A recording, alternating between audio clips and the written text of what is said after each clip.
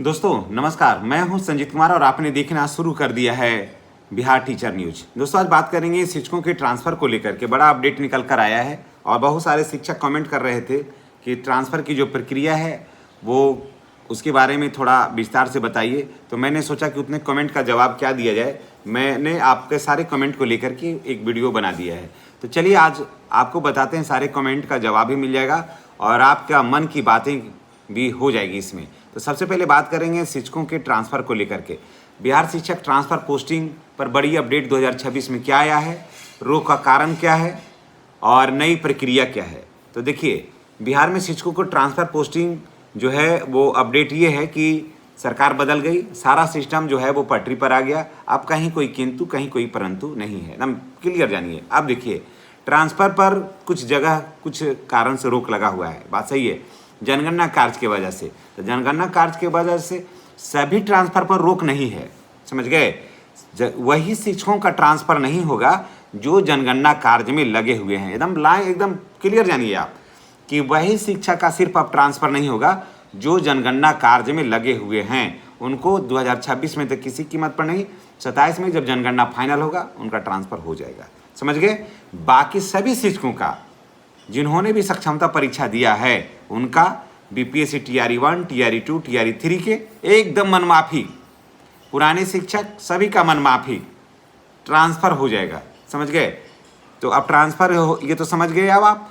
अब देखिए, पति पत्नी के आधार पर, बीमारी के आधार पर, दूरी के आधार पर कैसे भी ट्रांसफ़र लीजिए, ट्रांसफ़र सभी का हो जाएगा, समझ गए। इसमें किसी के पास जाने, किसी के पास आने, किसी के पास गिड़गिड़ाने की ज़रूरत है ही नहीं, यानी कि सबका ट्रांसफ़र हो जाएगा। कुछ लोग कह रहे थे कि सर मेरी पत्नी है तो उसके नाम पर ट्रांसफ़र होगा या नहीं होगा, मेरी पत्नी दूसरे विभाग में है, मैं दूसरे विभाग में हूँ, बिल्कुल हो जाएगा। कोई ज़रूरी नहीं कि सभी एक ही विभाग में काम कर रहे हों, पत्नी के आधार पर भी ट्रांसफ़र आपका हो जाएगा, चाहे आप किसी विभाग में, रेलवे में हो, स्वास्थ्य विभाग में हो, भू राजस्व विभाग में हो, कहीं भी हो आपका हो जाएगा। इसमें कोई टेंशन लेने की ज़रूरत नहीं है। मुझे लगता है कि आपका जवाब मिल गया होगा। फिर उन्होंने कहा कि ट्रांसफ़र कब से शुरू होगा। देखिए, ट्रांसफ़र की जो प्रक्रिया है वो मई से प्रारंभ हो जाएगा।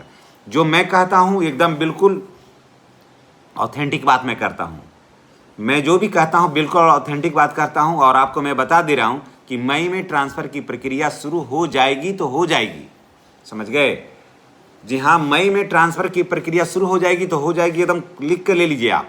लेकिन ट्रांसफ़र मई में नहीं होगा, आपको मई जून, मई पूरे महीना तो चलेगा ऐसे ही, और उसके बाद फिर मध्य जून रखिए, उसके बाद जुलाई और अगस्त, यानी कि अगस्त में ऐसे अगर मान लिया जाए तो अगस्त में जो है ना आपको नए विद्यालय में एकदम जाना तय है। जो ट्रांसफ़र लेंगे उनको नया विद्यालय में जाना बिल्कुल तय है, समझ गए।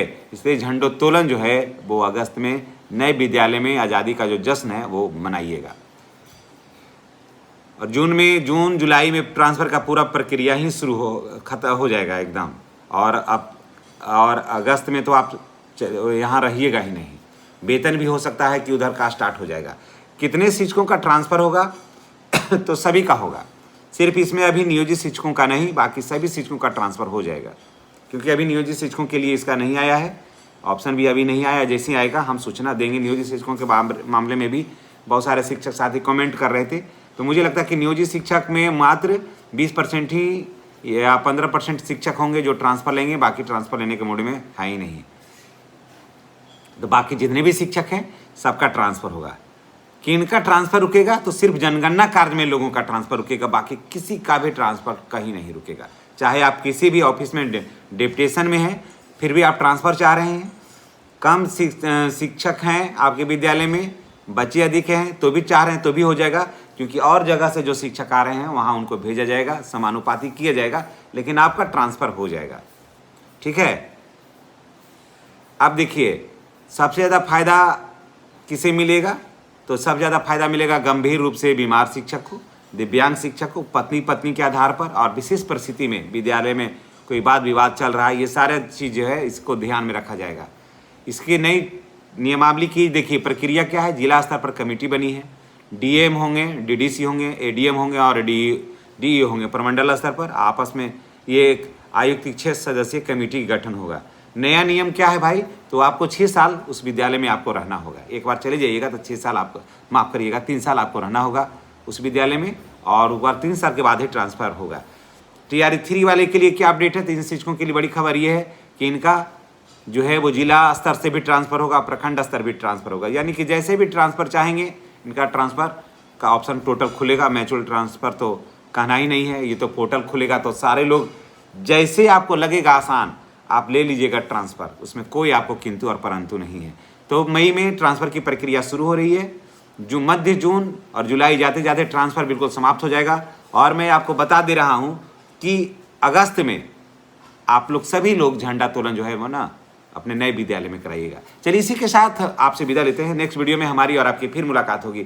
जितने भी शिक्षक भाई बहन हैं उनसे मेरी गुजारिश है कि अगर आप चैनल पर नए हैं तो चैनल को हर हाल में सब्सक्राइब करके बेल आइकन को दबाइए, ताकि वीडियो का जो नोटिफिकेशन है वो आपको मिलता रहे। धन्यवाद। जय शिक्षक जय बिहार।